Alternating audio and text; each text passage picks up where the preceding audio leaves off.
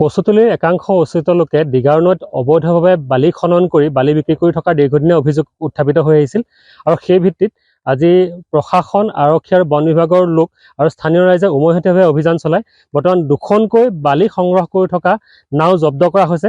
এই বালি সংগ্ৰহ কৰা নাওসমূহে ৰাতিপুৱাৰ ভাগতে দিগাৰ নৈত বালি সংগ্ৰহ কৰে, অবৈধভাৱে বালি খনন কৰে আৰু সেই বালিসমূহ তেওঁলোকে বিভিন্ন বাহনত সোণাপুৰ ক্ষেত্ৰী হহৰা আদি অঞ্চললৈ সৰবৰাহ কৰি এক অবৈধ ব্যৱসায় গঢ়ি তুলিছিল আৰু সেই বালি বিক্ৰী কৰা ধনেৰে বৰ্তমান তেওঁলোকে উচ্চ ন্যায়ালয় আৰু উচ্চতম ন্যায়ালয়ত তেওঁলোকে গোচৰ চলাই থকাৰ আমি খবৰ লাভ কৰিছোঁ। গতিকে এনেধৰণৰ অবৈধ বালি সংগ্ৰহ কৰা যি প্ৰক্ৰিয়া, সেই প্ৰক্ৰিয়া বন্ধ কৰাৰ বাবে আমি প্ৰশাসনক, বন বিভাগক, আৰক্ষীক আমি দীৰ্ঘদিন দাবী উত্থাপন কৰি আছিলোঁ।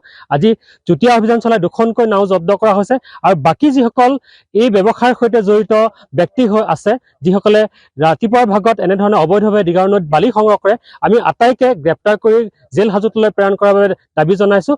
সমান্তৰালভাৱে যিসমূহ নাও এই আজিৰ অভিযানত বাদ পৰি ৰৈছে, সেই নাওসমূহক আমি জব্দ কৰিবলৈ দাবী জনাইছোঁ। কেতিয়াবা তেওঁলোকে এই ধৰণে বালি সৰবৰাহ কৰি আছে? গোটেই বছৰৰ পৰা চলি আছে। ইমান দিন বেলেগত অলপ চেপত চলি আছিল, এতিয়া বৰষুণ বতৰ পৰিছে, গতিকে সেইখিনি ঠাই সিহঁতে আজি মোটামুটি 1 মাহৰ পৰা চলাই আছে।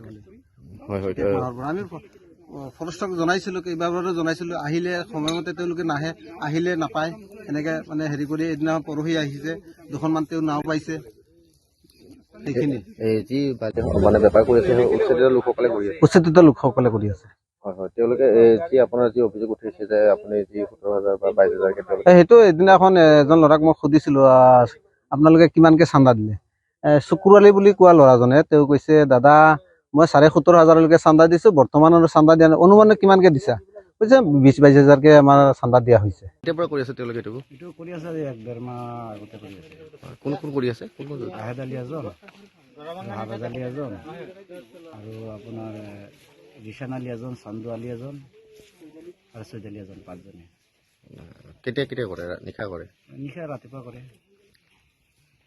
যিকোনো খবৰৰ বাবে যোগাযোগ কৰক 7099017330 লগতে 7099017110 নম্বৰত।